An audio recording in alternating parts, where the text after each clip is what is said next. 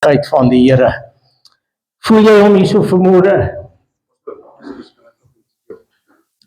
Welkom. Goeiemôre.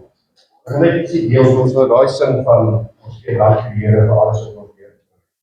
Ek net vra deel wat my gebeur het. Nie op die nag so die Here gaan met my stop was sodat die Here kan. Ons nie altyd net dank sê vir wat hy ons wat hy weg van ons wat ons help nie.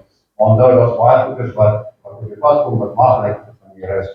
Maar sy hand sal dan wees en sy stop. Dit is seker maar dat dit wat die pad kom wat die Here van ons is nie van hom. En dit is kort vanaf die Here ek net gehad om van werk op 'n wissel en 'n keer van werk en 'n goeie offer.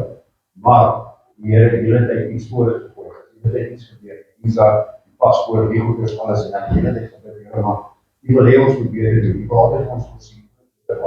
Maar op hierdie tyd die Here doen. Dit is 'n proses van omtrent 8 maande. So dis nie oor 8 maande stoei ons bid en ons vra Here wat nie gesê hy wil net goeie dinge vir ons hê.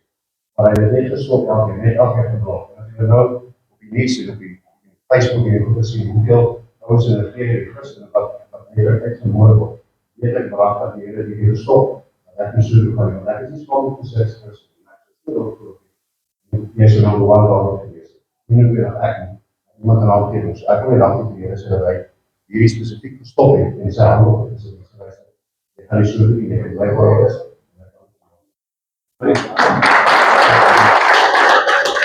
Ja, prys die Here. Dis wat ons kinders nie altyd verstaan nie. Dat baie keer wanneer ons nee sê, dit ook is omdat ons net die beste wil hê. En dit is so, God wil altyd die beste vir sy kinders hê. Maar baie keer beteken dit ook 'n toedeur. En dan verstaan ons dit nie, maar dis juis ook omdat God net die beste vir ons wil hê. Weet, en dis baie keer moeilik om 'n nee te kry, want ons wil net altyd 'n ja hê. Maar ons eer die Here dat hy kan nee sê. En dit is omdat hy 'n goeie God is. Al die eer aan die Here. Gee die Here 'n lekker lofoffer. Ek was vanmôre gelei om oor die nagmaal te praat. Ons is geneig om baie keer net 'n Sondagoggend nagmaaldiens te hou en die normale woord te bring en dan net tyd te maak, weet, om die nagmaal te doen en dan die diens af te sluit. Maar terwyl ek hierdie week al hoe meer tyd by die Here spandeer en die Here met my dinge met my oopmaak en met my praat oor myself en oor die bediening en oor alles wat hy met my wil praat. Weet, besef ek net hoe baie keer ons in die kerk so besig raak met kerkgou, dat ons die kernboodskap van die evangelie van Jesus Christus begin mis. En dit is die kernopdrag waarvoor God ons gestuur het, is om die evangelie van Jesus Christus te verkondig, sodat mense gered kan word. En daar is tye wat die Here ander woord bring, teregwysing, opleiding, wat ook al God voel. Maar ek het vanmôre ervaar hoe die Here sê, dat ek wil hê julle moet vanmôre so 'n bietjie stil staan by die kruis van Golgotha. Ek wil hê julle moet so vanmôre 'n bietjie stil staan en dink aan wat ek vir jou gedoen het op die kruis. Wat ek in my liggaam betaal het en die krag wat daar is. En ek wil vanmôre met julle die bekende skrifgie lees, wat ons gewoonlik maar lees wanneer ons by die nagmaal kom. En dit is in 1 Korintiërs hoofstuk 11, vanaf vers 23, wil ek lees tot met vers 30, 1 Korintiërs hoofstuk 11, vanaf vers 23. Hy sê, want ek het van die Here ontvang, wat ek ook aan julle oorgelewer het, dat die Here Jesus in die nag waarin hy verraai is, brood geneem het.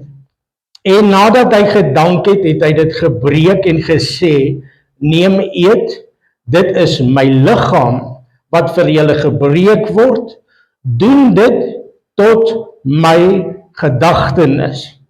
Net so ook die beker na die ete met hierdie woorde. Hierdie beker is die Nuwe Testament in my bloed. Doen dit so dikwels as julle daaruit drink, tot my gedagtenis. Want so dikwels as julle die brood eet en die beker drink, verkondig julle die dood van die Here totdat hy kom. Met ander woorde, wanneer ons deel het aan die liggaam van Jesus Christus, dan verkondig ek ook die kruisdood. Die evangelie word verkondig, want ons het deel aan dit wat Jesus gedoen het op die kruis van Golgotha. So dis nie net 'n paar broodjies en 'n bietjie druiwesap wat ons nou drink nie. Dit verteenwoordig nie net dat Jesus vir my gesterf het en sy bloed vir my gevloei het nie, maar ook alles wat hy gedoen het op die kruis. Ons moet dit verstaan. So hy het nie net gesterf en sy bloed het gevloei en hy was in die graf en hy het na 3 dae opgestaan en hy sit aan die regter. Dit wat op die kruis van Golgotha gebeur het, is hoekom ek en jy vandag hier sit. Daar het vir my redding gekom, daar het vir my vergifnis van sonde gekom, daar het vir my verlossing gekom, daar het vir my genesing gekom, daar het vir my tronkdeure wat oopgegaan het gekom, daar het boeye afgeval in my lewe, daar het groot dinge gebeur as gevolg van Jesus. En wanneer ek deel het aan die liggaam van Jesus Christus, dan verkondig ek dit wat hy gedoen het op die kruis van Golgotha is ja en amen. Nie net verander nie, maar ook vir my lewe. So ons moet dit vanmôre besef wanneer ek deel het aan hierdie. Dis net 'n ou broodjie wat ek eet, maar dit verteenwoordig sy liggaam wat vir my in stukke geslaan was en hy het my sondes op hom geneem. Sy bloed het gevloei om my te reinig van alle ongeregtigheid. En wanneer ek hierdie bietjie druiwesap drink, dan gaan dit nie oor die druiwesap nie, maar dit gaan oor Jesus Christus wat gesterf het en hy het opgestaan. En dit wat hy vir my gedoen het op die kruis moet deel word van my lewe. Dit moet 'n lewendige verandering in my lewe hê. So wat ek dan doen is, ek kom in agreement. Ek stem saam met genesing. So wanneer ek dit doen, doen ek dit tot sy gedagtenis. Met ander woorde, ek dink aan wat hy vir my gedoen het op die kruis. So hierdie is nie net 'n oorlewering. Hierdie is nie net 'n ou gewoontetjie nie. Dit is wanneer ek daarna kyk, dan dink ek hoe het hy vir my gehang op die kruis van Golgotha. Ek dink daaraan dat hy het vir my die prys betaal. Ek dink daaraan dat sy liggaam verskeur was sodat ek gered kan word. Ek dink daaraan dat hy het gekom om my uit die mag van sonde uit los te koop. Ek dink daaraan dat die bloed het gekom om my te reinig en dat die poorte van die hel kan nie standhou teen dit wat God in my lewe gedoen het nie. Ek dink daaraan dat daar het vir my onverdienstelike genade gekom en redding gekom en verlossing gekom. En as jy vanmôre met een van daardie dinge in jou lewe sit, as jy sukkel met addiction, as jy, en ek praat nie net altyd, weet, verslawing is baie keer nie net goed wat jy ou sien nie. Baie keer is ons verslaaf aan mense se opinies. Jy word 'n slaaf van wat mense van jou gesê het, wat mense van jou dink, en ons sit in tronke as gevolg van mense se opinies. And we are slaves of people. Jy sit in 'n verslawing, want jou pa het jou verwerp, en jy het nie jou pa se liefde nie, en jy sit in hierdie gevangenis van verwerping. Jy is 'n slaaf van verwerping. En Jesus het gekom, ek het môre vir jou goeie nuus, die kruis het gewerk, Jesus se dood het gewerk, die bloed het gewerk, daar is krag in die naam van Jesus vanmôre.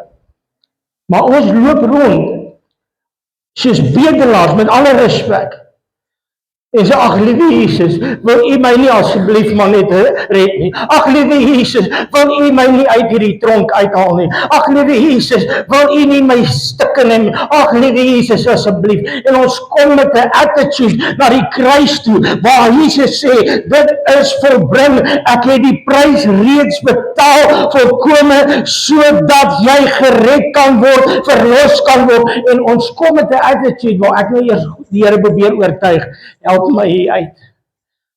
En God sê, maar ek het klaar alles betaal. You need to stop believing it. Jy moet dit vat in die geloof en sê, Here, dank, toe jy gered geword het. Jy het net Jesus se naam aangered, sê, Here, red my. En hy het gekom en jou gered, want elkeen wat die naam van die Here, jy het hom nie gesoebat en gesmeek. Ag Here, ek weet daarom nie of die Here my wil red nie. Ag, Here Jesus, wil jy my nie red? Nee, jy het gekom en sê, Here, red my. En hy het gekom en hy het jou gered, hoekom? Want jy het in geloof sy naam aangeroep en hy het gekom en jou siel gered. You didn't need to beg him. Genesing, verlossing, alles wat op die kruis betaal het, is nie iets waarvoor ek hoef te betel nie. I need to take it by faith, understanding that it was completed on the cross. Daar's niks wat ek nog moet byvoeg, behalwe om dit te glo en dit te vat en dit te bely en dit myne te maak nie. En omdat mense dit nie verstaan nie, hoor wat sê die woord van die Here. Hy sê, ons so dikwels as julle hierdie brood eet en hierdie beker drink, verkondig julle die dood van die Here totdat hy kom. Wie dan op onwaardige wyse hierdie brood eet of die beker van die Here drink, sal skuldig wees aan die hele liggaam en die bloed van die Here. En ons gaan nou daarby kom, wat beteken dit onwaardige wyse? Maar die mens moet homself beproef en so van die brood eet en uit die beker drink. Wie dan op onwaardige wyse eet en drink 'n oordeel oor homself, terwyl hy die liggaam van die Here nie onderskei nie. So daar's twee dinge, is dat ek onderskei nie die liggaam nie, en ek doen dit op 'n onwaardige wyse. En ons gaan nou gou hieroor praat. Maar wat gebeur as hierdie twee goeders gebeur? En dit gaan nie net oor die nagmaal nie. Dit gaan oor wat hy vir my gedoen het op die kruis van. Wanneer ek die nagmaal het, dink ek nie daaraan, maar ek moet verstaan wat het Jesus vir my kom doen. En wanneer ek na Jesus toe kom op 'n onwaardige wyse, hoe kan ek dit doen? Ek gaan dit nou vir julle verduidelik en dit nou vir julle wys. Hoeveel keer het ons deel, hoeveel keer praat jy van Jesus, maar jy's in gevangenskap? Hoeveel keer bid jy asof die Here, ek weet daarom nie of die Here my wil genees nie, ek het dit al baie gedoen. Dan bid ek en ek staan in geloof vir genesing en dan gebeur daar niks dadelik nie. Dan dink ek, miskien wil die Here net vir my krag gee om die pyn te dra. En dan verander ek my, dalk is dit die Here, laat U wil sal geskied vir my lewe. Gee my net krag om met hierdie pyn te loop, Here. Maar hierdie pyn keer dat ek nie ordentlik kan bid nie. Hierdie pyn keer dat ek nie ordentlik kan worship nie. God word nie verheerlik deur die pyn waarin ek sit nie. Hy word verheerlik deur genesing. Hy word verheerlik wanneer die bande afval. Hy word genees wanneer 'n krommere heel gemaak word. Hy word verheerlik wanneer kankers uitval. Kanker verheerlik nie God nie. Opgedroogde kanker verheerlik die Here. Ek wil vanmôre sê, elke goeie gawe kom van bo af. God word nie verheerlik deur siekte nie, man. Die vyand wil jou daar hou en vir jou sê, nee, ag, bid maar net dat die kruis vir jou genoeg sal wees om dit te dra. Ja, maar ek moet my troubles manfully dra. Daar's 'n verskil tussen troubles en dit waarvoor Jesus betaal het op die kruis van Golgotha. Ons moet dit vanmôre mooi verstaan. There's power in the name of Jesus. Maar ek bly baie keer in 'n tronk, omdat ek nie weet of God my hier wil uithaal nie. Sê, ag Here, help my net om met hierdie verwerping te cope. Here, gee my net die krag, sodat dit my nie sou nee, die Here het gekom om jou vry te maak. As jy dit nie vanmôre verstaan nie, en ek dit nie vanmôre verstaan nie, Jesus het nie gekom om slawe te bedien agter tronktralies nie. Hy het gekom dat die tronk se deure sal oopgaan. Hy het gekom dat woede moet afval. Hy het gekom dat jy emosionele heling kan kry. Hy het gekom dat jy emosionele bevryding kan kry. Hy het gekom om jou fisiese genesing te gee. Hy het gekom dat jy kan lewe en oorvloed van lewe hê.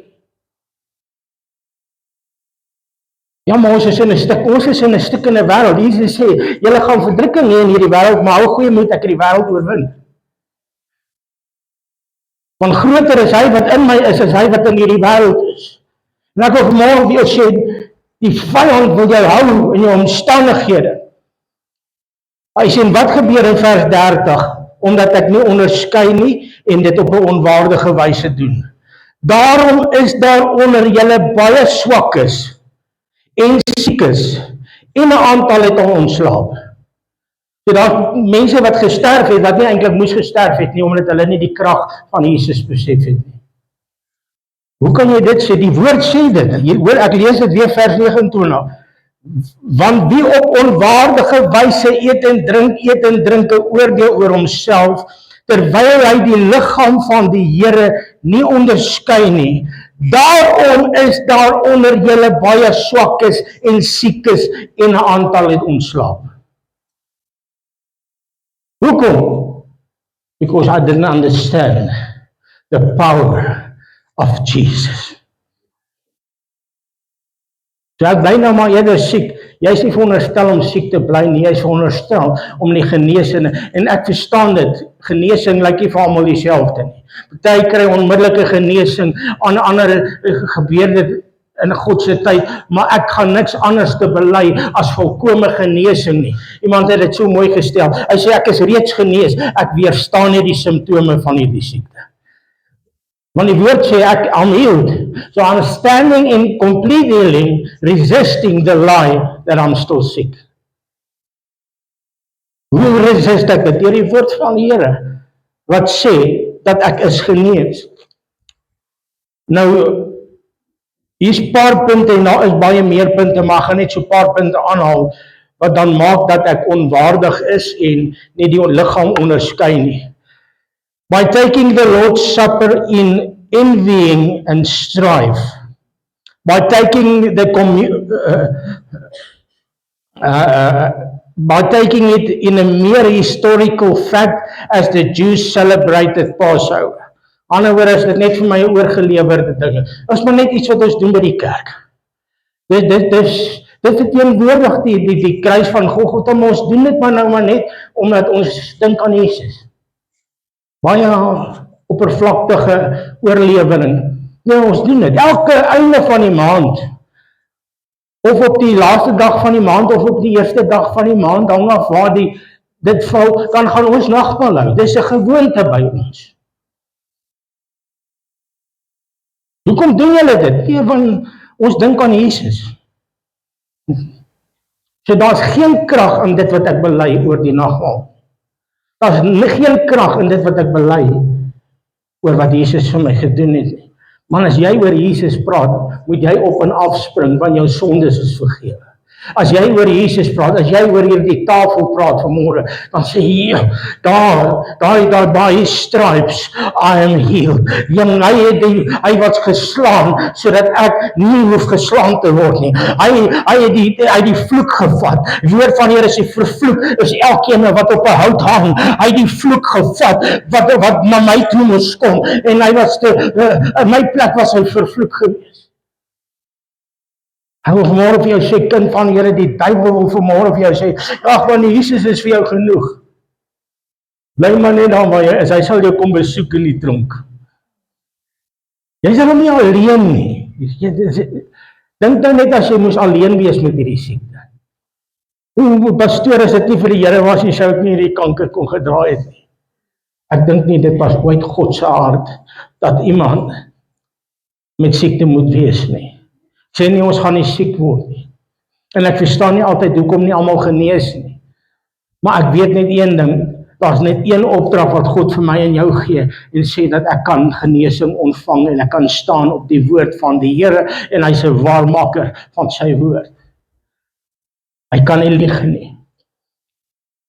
So by taking it in unbelief, not realizing the true significance and not discerning the Lord's body and blood to receive the benefits by faith, by taking it as an unsaved man with sin in the life and without making proper confession, acknowledgement of personal needs.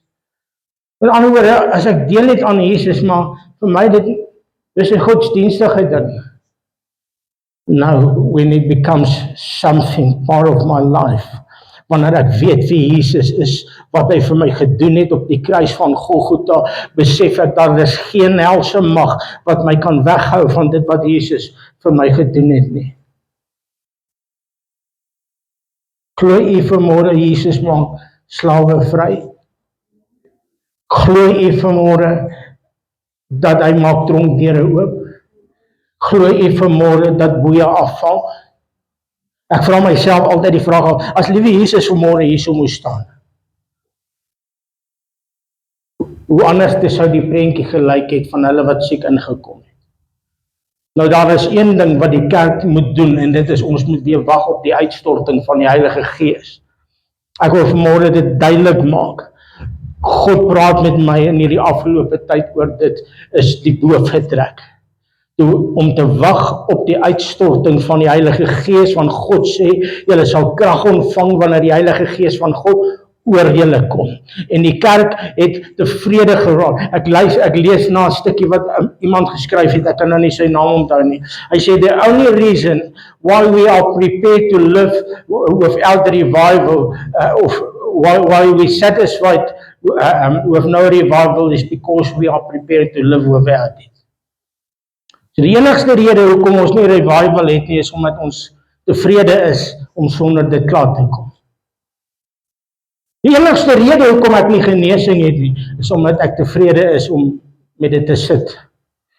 Die enigste rede hoekom ek nog nie oorwinning oor depressie gekry het nie, is omdat ek tevrede is, ag die Here is vir my genoeg om dit te dra, en ek verstaan nie dat ek uitgekom om die mag van depressie te verbreek, uitgekom om die werke van die vyand te verbreek, uitgekom om stikkende mense heel te maak. Ek en jy hoef nie daarmee te sit nie, en ons kom heeltyd na die Here toe, ag Here, help my tog hier uit, in steede daarvan en sê, Here, dankie dat ek nie hier hoef te bly nie, maar dat ek uit hierdie ding, ek weet nie hoe God my hier gaan uithaal nie, maar ek weet een ding, die woord sê, ek gaan nie hier bly nie, want hy maak die tronkdeure oop. Ek gee nie om wat die omstandighede vanmôre is nie, maar wanneer ek weer die woord van God oor my lewe gaan begin bely, dat daar is krag in Jesus, daar is krag in die bloed. Ek wil vanmôre vir jou sê, die kruis van Golgotha het gewerk, en hy werk tot vandag toe. Ek kyk nie na die stuk hout nie, maar ek kyk na dit wat daar gebeur het, en ek wil vanmôre vir jou sê, Jesus het gekom om sondaars te red, hy het gekom om slawe vry te maak. As dit nie gebeur het nie, is daar ergens 'n leuen by ons glo. As jy in iets sit wat inteendeel is met dit wat die vyand, of wat God vir jou beloof het, beteken dit ergens het jy 'n leuen begin glo. En ek wil vandag weer sê, die duiwel gebruik die woord om jou 'n leuen te laat glo. Ek wil vanmôre vir jou sê, in hierdie week wat ek met die Here praat oor my eie liggaam ook. Ek is gewoond om pyn in my liggaam. Ek het osteoporose gehad, ek sny dit af, ek het dit nie meer nie. Verkalking en verkromming met permanente pyn. En vir 30 jaar bid ek aan en af vir genesing. Dan begin ek, dan bid ek vir 'n week. Here, nou gaan die Here my genees. En dan het ek al woord gekry. En die volgende oomblik sê, ag Here, weet jy, dat is een van my gunstelinge dinge om te sê. So ek dink dit gaan eintlik met my goed. In vergelyking, daar's ouens wat net soos ek lyk, maar hulle sit met baie meer pyn as ek. So die Here is eintlik vir my baie goed. Hy gee my krag om nie soveel pyn te hê soos ander nie. Wat 'n leuen het die vyand gekry dat ek dit moes glo. Want wat moet ek glo? Wat die woord sê. Kan niks anders te glo as wat die woord sê nie. So wat moet ek doen? I need to stand, en nou moet ek betel daarvoor. Nee, ek moet God begin loof en prys vir genesing. Hoekom? Want dit is klaar betaal. Ek hoef nie nou te sê, Here, maak my gesond, en dan maak hy my nie gesond, dan kry ek myself nog meer jammer. Gaan ons in 'n geestelike pity party. In steede daarvan om te verstaan wat die woord van God vir my sê, deur sy wonde het daar vir Jaco Duisel en vir elke een in hierdie wêreld genesing gekom. Hy het dit betaal. In ander woorde, dit is myne. En as ek dit nodig het, hy het geweet ergens gaan ek dit nodig hê. Ek moet dit begin bely, met die woord begin bely, ek moet begin in eenheid kom met wat vir my gedoen was op die kruis van Golgotha. Nie net op hierdie nagmaalsoggend nie. Jy sien, want God is nie net God op 'n nagmaalsoggend, hy is elke liewe dag. Moet ek deel hê van dit wat hy vir my gedoen het. En wanneer ek die nagmaal vat, dan remind ek net myself, hierdie stukkie brood is sy liggaam wat vir my gebreek, maar dis nie net 'n ou broodjie. Dit is sy liggaam. So ons onderskei nie. It is the Lord's body. One must discern. It is by his stripes that we were and are healed. If one does not want to be sick and be permanently, prematurely, then let them have faith in the healing which was provided by Christ, as well as forgiveness and other blessings. Nothing will be impossible with such faith. Wanneer jy Jesus begin glo, nie net in hom glo nie, maar jy hom begin glo, sy vir jou sê, ek het vir jou betaal. As ek vandag vir jou sê, luister, man, ek het vir jou betaal, jy kan maar ergens gaan eet. Jy gaan my nie 2 keer nooi nie. Verstaan? Maar ek dit vat. Ek het R100 hierso. Wie het R100 nodig wat hier sit vir? Iemand wat R100 nodig het. Steek op jou hand. Is vir jou R100.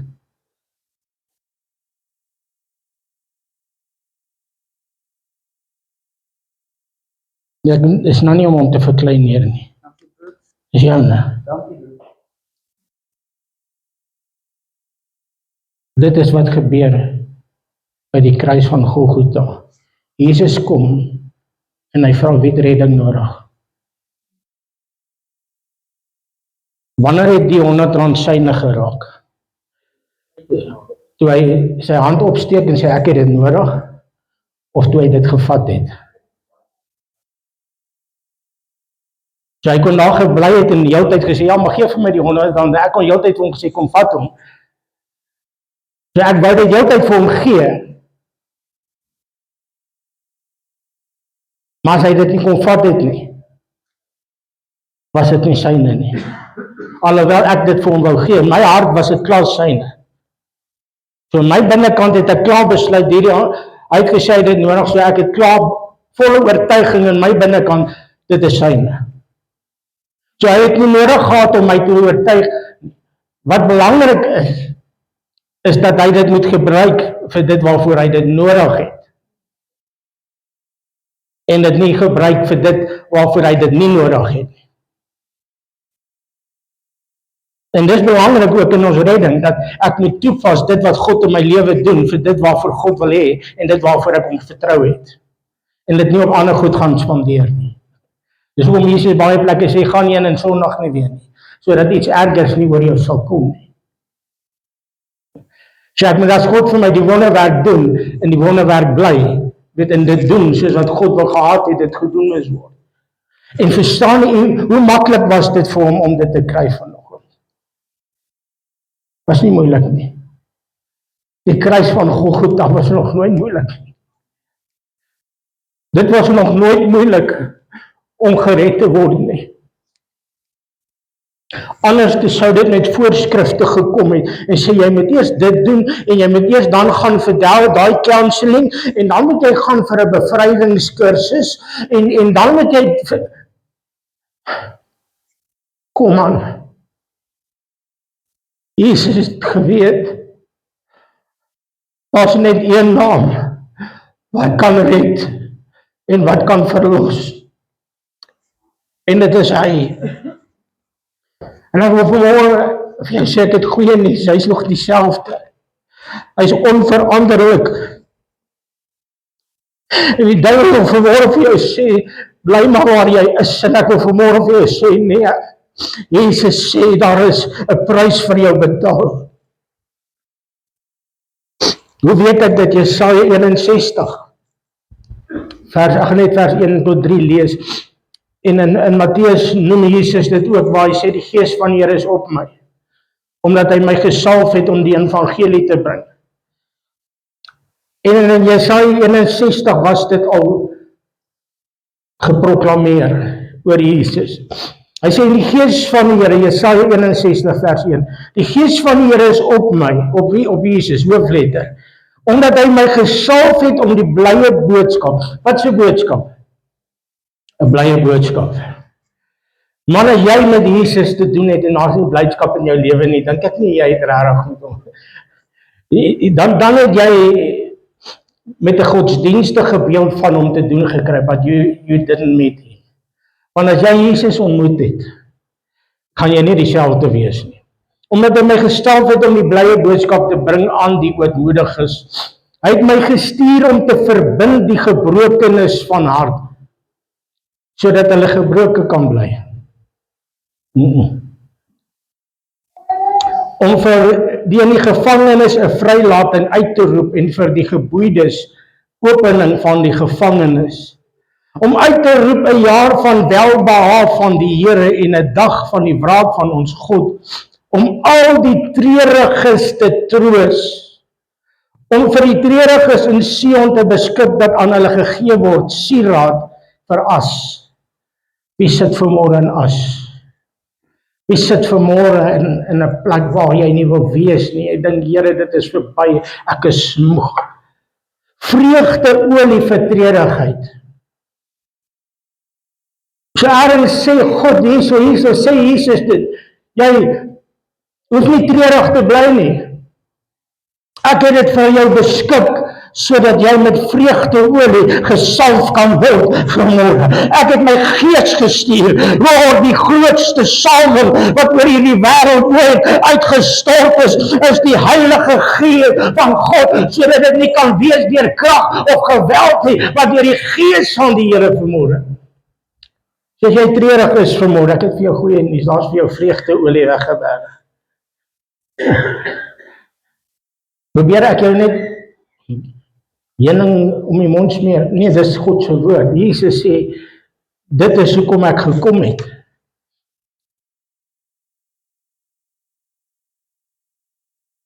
Een gewaad van lof vir 'n verslae gees.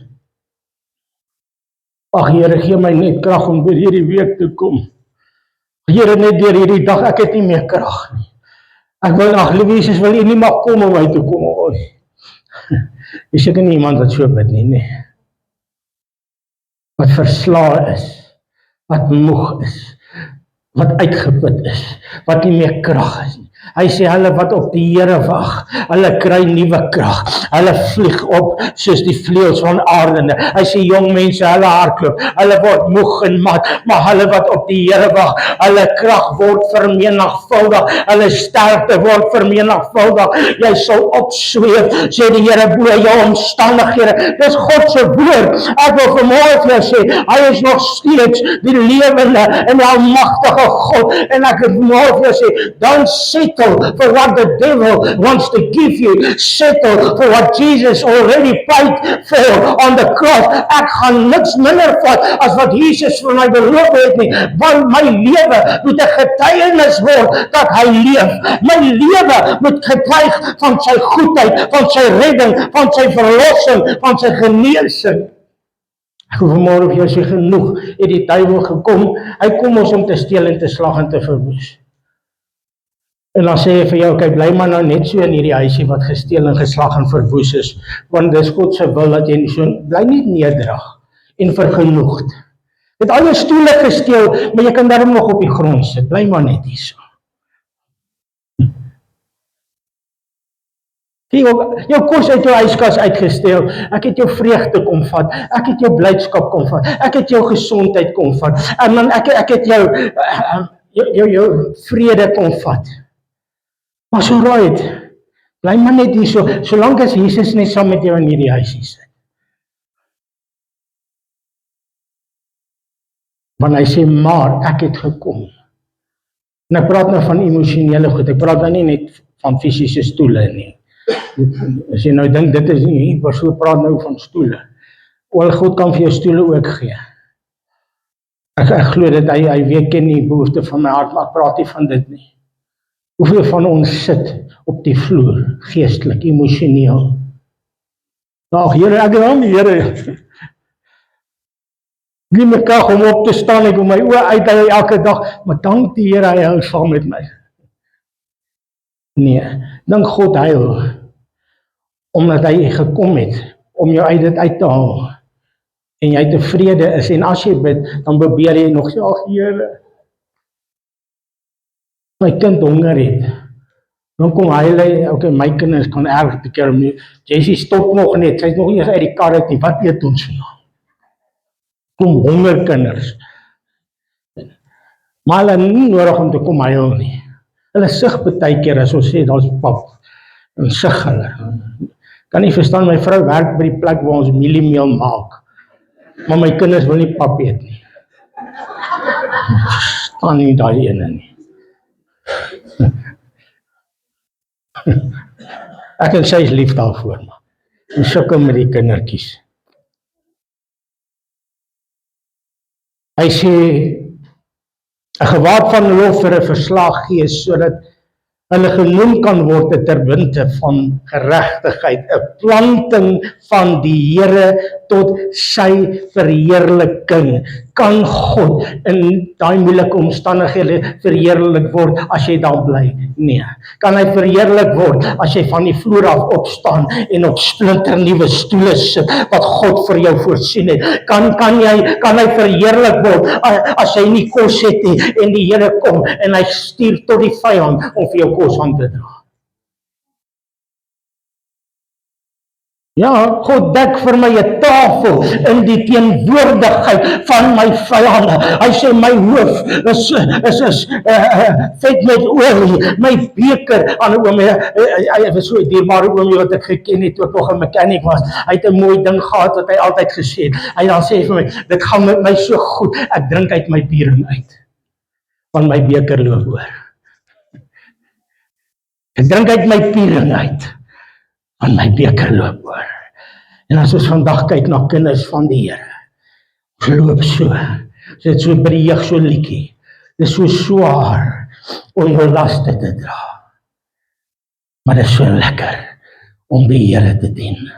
En ek wil vanmôre vir jou sê, dat Jesus het gekom, dat ek en jy kan lewe hê, en oorvloed van lewe. Ek dink dit is 'n klap in God se gesig, wanneer sy kinders in geestelike armoede sit, terwyl hy gekom het, dat jy in geestelike deurbraak moet sit. Sê dit dat die vyand gaan nie aan, nee, ek sê nie, dit gaan altyd net maanskyn en rose nie, but God has provided for everything, so that I can walk in deliverance, I can walk in man, as jy nie tronksjalletjie wil bly daar, maar jy vanmôre verstaan, ek luister eendag na 'n vergelykenis, 'n moderne vergelykenis, in die ou dae van die sirkus, het hulle altyd die olifant mos so geteken met 'n ketting, so om die een voet, met so pennetjie, wat in die grond geslaan, net so houtpennetjie. En daai olifant is van kleins af geleer, solank as wat jy die ketting voer en daai pen in die grond is, gaan jy nêrens heen kan gaan. En hy staan hierdie groote, magtige dier op een plek, vasgehou deur 'n houtpennetjie en 'n ketting wat in die grond ingeslaan is, en hy kan dit vir enige oomblik uitdruk. Maar hy is geleer, dat solank as wat jy hierdie voel, jy kragteloos is en jy nêrens heen gaan nie. En is dit nie hoe die vyand met jou maak nie, solank as wat jy die pyn voel, solank as wat jy die moedeloosheid voel, jy gaan nêrens nie. Jou ma het dit gehad, jou ouma het dit gehad, jou ouma groeikie het dit gehad, you're not going anywhere. En ons kom baie keer in worship in, met 'n ketting om die voet. En ons gaan uit die worship uit, met 'n ketting om die voet. Liewe Jesus is goed. Hy maak my hele lewe nuut, hy maak my vry, met 'n ketting om die voet. Hoekom? Want daar's 'n verskil tussen 'n olifant in die wild en 'n olifant by die sirkus. Die een is daar om te perform, om ander gelukkig te maak. And the devil wants you to perform in his circus. Jy kan gaan worship, maak dit 'n pen aan jou. Hoe vanmôre vir jou sê, Jesus het gekom om die boeie te laat afval. En as jy eers besef dat die ketting om jou eintlik geen krag het om jou daar te hou nie. Hoekom? Want dis hoe die vyand werk. He lies and he deceives people. En hy vertel vir jou, jy gaan nie uitkom nie. Jou maat het daar uitgekom, jou pa het nie daar uitgekom nie. Iemand het vir jou gesê, jy sal nêrens kom in die lewe nie. Iemand het vir jou gesê, jy's niks werd nie. Iemand het vir jou gesê, jy's oorgewig. Iemand het ergens iets vir jou gesê, and you start believing a lie, and you start seeing yourself in this lie. En jy kan dit nie by 'n plek kom waar jy jouself aanvaar nie. Ek praat vanmôre 'n bietjie diep met iemand wat sukkel met hierdie self-aanvaarding en rejection, want ergens het iemand jou gereject, en nou voel jy is nie goed genoeg nie. As gevolg van een mens se kettingkie, wat hy om jou kom hang het, naambordjie. Maar jy verstaan nie, jou waarde word bepaal nie deur iemand se opinie nie, maar dit wat vir jou betaal is op die kruis. Ek haas my na die einde. Jesaja 53 vers 4 en 5. Kan dit ook op jou eie tyd in volheid gaan lees. Hy sê, nogtans het hy ons krankhede op hom geneem en ons smarte, die het hy gedra. Maar ons het hom gehou as een wat geplaag en deur God geslaan en verdruk was. Maar hy is ter wille van ons oortredinge deurbore. Ter wille van ons ongeregtighede is hy verbrysel. Die straf wat vir ons vrede aanbring was op hom. En deur sy wonde het daar vir ons genesing gekom. Ek wil vanmôre vir jou sê, ek het vir jou goeie nuus. Pastoor, maar jy verstaan nie waardeur ek gaan nie. Ek mag dalk nie verstaan waardeur jy gaan nie, maar ek weet waardeur het Jesus gegaan, sodat jy gehelp kan word. Verstaan dalk nie hoe jou pa jou behandel nie, maar ek ken 'n Jesus wat deur baie meer gegaan het as wat ek en jy ooit sal kan gaan, sodat ek gehelp kan word. Nie gesis kan word in my omstandighede nie, maar uitgehaal kan word. Glo jy dit vanmôre? Is hier iemand wat vanmôre voel, Here, dit voel al of ek op 'n emosionele vloer sit. Kom maar jou hande opsteek. Ek is een van hulle partykeer. Dat vanmôre meer vrae het as antwoorde. Wat nie vir ek het vanmôre vir jou sê, ek het nie vir jou al die antwoorde nie. Ek verstaan nie altyd hoekom sekere goed op sekere tye gebeur en maar ek weet net een ding. Jesus het gekom sodat ek en jy gehelp kan word. En wanneer ons deel het aan hierdie tafel vanmôre, bely ek dit, ek kies om oor myself anders te begin praat. Luister na, ons praat baie oor hierdie goed, waar die Bybel sê, dood en lewe lê in die mag van die tong, en elkeen wat dit graag gebruik, wat sal die vrug daarvan eet. Baie kragtige skrif, ek dink baie kragtiger as wat ons ooit sal besef. En wetenskaplik is dit bewys, ek het dit 'n ander keer genoem, dat hulle het 'n klomp tieners gevat wat met depressie sukkel. En hulle het na hulle bestudeer en agtergekom dat 90% van hulle wat met depressie sukkel, is besig met negative self-talk. Besig om te sê ek is nie goed genoeg nie. Ek is te vet. Ek is nie slim genoeg nie. Al hierdie negative self-talk. En hulle het van hulle 'n groepie gevat en hulle begin leer om positief te praat oor hulle self. Elke oggend positiewe goed oor hulle self begin uitspreek. En binne 'n maand het hulle hele gedrag verander. Het hulle skoolwerk verander. Het hulle gesindheid verander. En hierdie is net wetenskaplik, dit is nie eers geestelik nie. Imagine, jy begin God glo. En jy begin sy woord glo. En jy begin sy woord oor jouself uitspreek. Ek luister na ander wetenskaplike oomene, ek weet nie of almal van hulle die waarheid praat nie, maar ek vergelyk dit met die woord, dan sê ek nie, ja, maar dis wat die woord ons al lankal sê. Julle vind dit nou net eers uit, maar die Bybel sê lankal al dood en lewe lê in die mag van die tong. Hierdie ou sê, weet jy wat, dat jou liggaam luister vir jou as jy praat. Dis hierdie oomblik wanneer jy negatief oor jouself praat, stuur jou liggaam hierdie seine in jou liggaam. So as jy sê, "Ag, ek het nie krag nie en ek nie." Jy ook agterkom die oomblik as jy dit sê, dan as jy nog hoor na die tyd skielik. Hoekom? Want jou liggaam luister na wat jy sê en dit stuur die seine deur en dit release goed in jou wat jou net moeg maak. Dit is nogal amazing, dit is wetenskaplike goed. As jy maar wanneer jy begin positief, so jou liggaam luister na jou wat jy praat. Dis wat hulle basies sê. En as jy begin positief oor jouself praat, reageer jou hele senuweestelsel op wat jy sê. Dan dink ek, ja, die Bybel het dit lankal gesê, dood en lewe lê in die mag van die tong. Jy kan jouself lewendig praat of jy kan jouself dood praat. En imagine as jy saam met God begin stem oor jou lewe. Hy wat nie kan lieg nie.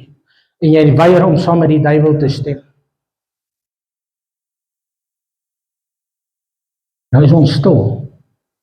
Ek is skuldig daaraan. Ja, ek is nie een van die ouens wat baie lief is vir my figuur voor die spieël nie. Ek verkies om net my gesig raak te sien. Kyk nie daai kant, ek kyk daai kant toe.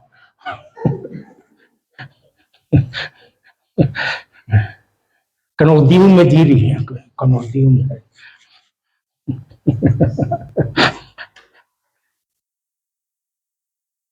Maar weet jy hoekom hou ek nie van hierdie deel nie? Want van kleins af was daar mense wat gesê het, "O, jy's vet. Jy lyk versadig." Allerhande goed. En ergens het die vyand reg gekry om te sê, hierdie is nie goed genoeg nie. Ergens het sosiale media die mensdom 'n standaard gestel van hoe dit is om te lyk om perfek te wees. Maar ek sal nooit Arnold Schwarzenegger wees nie. In my lewe sal ek nooit dit reg kry nie. Ek kan my naam en my van verander. Maar weet jy wat? Jesus het my onvoorwaardelik lief. En ek sit in gevangenisse van mense se opinies, want ek het dit begin glo. En ek en my pa praat in hierdie week oor selfaanvaarding en minderwaardigheid. En as jy sukkel met minderwaardigheid, kan jy nooit die beloftes van God in beweeg nie. Saul moes eintlik vir Goliat verslaan. Want God het hom geroep. Nie Dawid nie. Saul moes Goliat geroep en toe God hom uitkies, toe is daar een ou in die gehoor wat sê, is hy ook nou onder die profete? Wat soek hy nou hier? Is hy ook nou 'n profeet? En Saul begin twyfel in homself, hy gaan kry weg in die pakgoed. Toe kom want iemand het 'n negatiewe woord oor hom. Saul wat is groter as Dawid gewees. is dis hartseer. Hoeveel keer het God jou geroep vir goed en dan die duiwel vir jou gesê, you're not good enough. Of iemand, ek wil vir jou sê, die vyand is 'n slinks. Hy sou ergens, besluit jy net om vir God iets te begin doen. Dan sal ergens iemand uitpop om iets te sê. Nou wil jy iets vir die Here doen. Nou is jy 'n intercessor. Nou is jy dit. Maar gister het jy nog so, ja, jy sien, presies. En ons mis God se roeping en sy plan, dit waarvoor hy vir ons betaal het. En ek glo die vyand en ek glo 'n mens. En ek gaan nou afsluit vir die 3de keer. Is jy nie moeg om op 'n plek te sit waar God nie wil hê jy moet wees nie? Ek vra die Here in hierdie week, Here, u woord praat van strome van lewende water wat uit jou binne. Here, ek soek hierdie vloei van blydskap en vreugde en stroom. Dit voel nie of ek dit het nie. Voel nie of wie by my net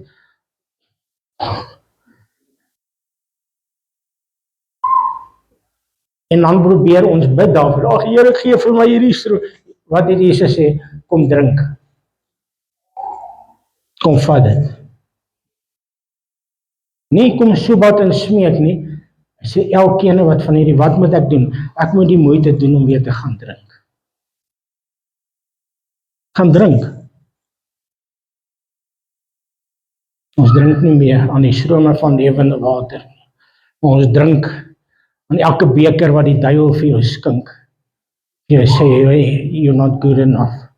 Of jy gaan maar met hierdie ding moet vrede maak. Dis nou maar wie jy is, maak die beste van 'n slegte saak.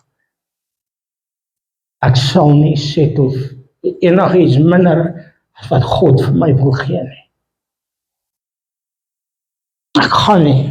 Ek wil nie eendag voor God gaan staan en kom ek agter, ek het soveel gemis wat God vir my in stoor gehad het. Op stadium toe bid ek, sê, ag Here, is alright, al is jy net 20 in die kerk. Gee my net die getrouheid om aan te hou met die 20. Maar weet jy wat het God se woord vir my gesê? En vir hierdie gemeente gesê, maak julle gereed, span julle tentpenne wyd uit, want julle sal na links en regs uitbreek. Op meer as een keer het God hierdie woord gegee. Wat doen ons? Ons kyk na wat voor oë is. Dan sê ek, ag Here, gee my net krag om, net met dankbaar, ag dankie Here, ek het daarom nog mense wat hier sit vanmôre. Ag Wiek is daar, ek het daarom nog 'n orkes. Ons kan daarom nog die Here dien. Is dit God se belofte gewees vir hierdie plek? Nee. So wat doen ons? Gaan ek bely wat ek sien of gaan ek roep wat ek nie sien nie? En ek wil vanmôre vir jou sê, ek gaan regtig nie mis wat God vir my wil gee, omdat ek kyk na wat die vyand wil hê ek moet sien. Staan op jou voete saam met my. En ek wil hê jy moet net daar waar jy is vanmôre. Ek wil hê, my pa het altyd gesê, you must be sick and tired to be sick and tired. Jy moet op 'n plek kom waar jy sê, Here, ek is moeg. Ek is moeg om soos daardie vrou te kom wat sê, Here, ek wil net al soos die hondjies weet wat die krummeltjies van die tafel af het, daar onder van die vloer af het. So net al 'n krummeltjie kry, is ek tevrede. Maar God sê, ek dek vir jou 'n tafel in die teenwoordigheid. Jy het nie nodig om soos 'n hondjie die krummel van die tafel af te eet wat daar op die grond lê nie. Jy kan aansit aan die tafel wat ek vir jou gegee het vanmôre. Jy kan aansit aan redding, jy kan aansit aan verlossing, jy kan aansit aan bevryding vanmôre. Net daar waar jy is, begin dit glo, sê Here, ek vat dit. Here, ek sien dit miskien nog nie, ek voel nog dit nie, maar ek gaan nie reageer op my gevoel nie. Ek gaan reageer op God se woord. Wys my u hart nou. Wys vir my u hart. Laat toe dat die Gees van God vir jou iets wys nou. Sien jouself soos wat God jou sien.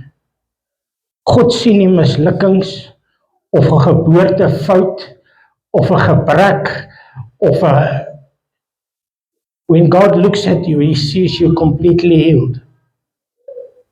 When God's looking at you, He sees you completely in the state He wants you to be. Ek wil vanmôre dit oor jou proklameer, jy gaan nie verloor nie, jy gaan wen. In Jesus naam. Vader, ek het hierdie woord gebring, soos wat U dit op my hart gelê het. En ek bid werklik dat U Gees regtig die krag en die diepte van hierdie woord oordra. En elkeen wat dit vanmôre glo, dat daar iets bonatuurliks vanmôre in hulle lewe gaan gebeur. Wanneer hulle daardie stukkie broodjie gaan vashou, en daardie beker gaan vashou, laat daar heling gaan kom, dat daar gaan bevryding kom, laat dronkdeure gaan oopgaan vanmôre. Here, dat daar redding sal plaasvind, dat daar verlossing gaan plaasvind.